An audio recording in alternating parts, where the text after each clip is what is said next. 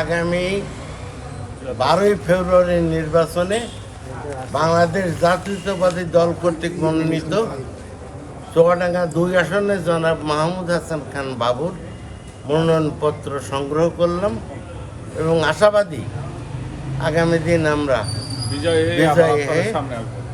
সংসদে যাব এবং আপনাদের সামনে আসবো ইনশাল্লাহ। অঙ্গ এবং সহযোগী সংগঠনের সম্মানিত সভাপতি সেক্রেটারি আপনারা দেখছেন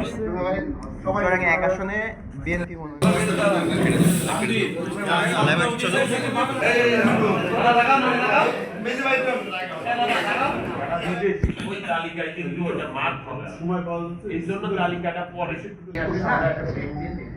এখানে অতিরিক্ত জেলা নির্বাচন আর তফসিল 2 যেটা কাগজ দিয়ে ওই যে ওই লেখা না বলি আমরা ছবি নিয়ে চলে যাবো আমরা কোন কাজ যেটা আমরা লেখা ধারণ করছি